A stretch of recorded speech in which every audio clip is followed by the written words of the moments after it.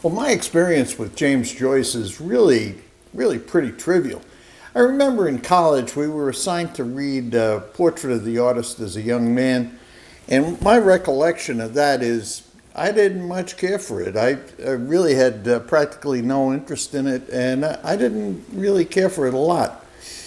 Now, after I retired, and this is some years ago, more than 10 years ago, I took one of these teaching company audio courses, and it was on Ulysses, and it was a professor from Boston College, and he was pretty good, and I read the book along sort of with the course, and I got something out of it, but I still, I wasn't quite thrilled with the all the allusions to Greek mythology and stuff like that, which quite frankly, I know very little about, really practically nothing, but I got a sense for what James Joyce was doing in that book, and I thought it was, at the end of the day, I thought it was pretty good.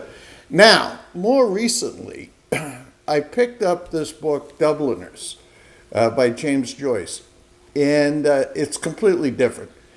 Number one, it's a book of short stories. I would probably call them vignettes. There were 15 of them, and they sort of go through the course of more or less through the course of a day. It starts out with with this old priest dying and some kids going to play hooky in Dublin, and it ends up with this dinner party around Christmas time, and that, quite frankly, is very moving. And in fact, you probably would want to see the John Huston movie, The Dead, which is based just on that one story. Now, what did I think? Well, first off, there's none of this Greek legend type stuff in it. Second, there's practically no stream of consciousness type writing. I mean, it's sort of straightforward prose, and it paints a picture of the people in Dublin in 1895, which is very interesting. And the style of writing I found to be very compelling. Now, I'd have to say that the picture that James Joyce paints is of people who are kind of more or less trapped in a kind of a mediocre second-rate city, and but they really come alive to you, and I found it very interesting. In some places, very sad. I mean, he's got one vignette about a guy who's really a wife beater, a drunk. There's a lot of drinking in the book.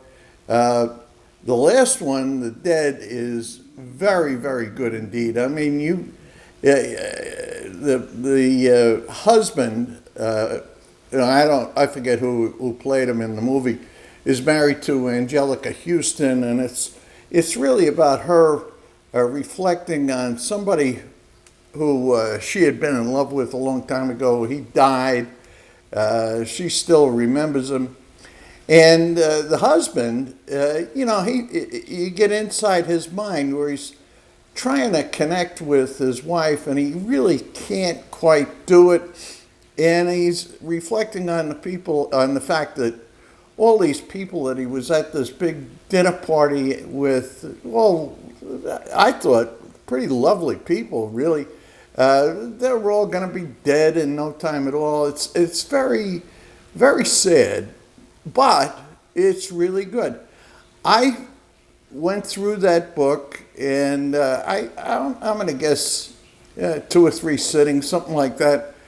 And I thought it was just remarkable. The English, the way the prose, the way he draws you in I thought was terrific. Now, if you want to check off a big literary highlight on to-do lists, books you should read and things like that, if you want to check off James Joyce, I would say Dubliners is a really easy, good way to get at it. I enjoyed it a lot. And I know this is a little unusual for a book recommendation from me, but I liked it a lot. I think you might very well enjoy it too. That's my suggestion for this week. See you next week.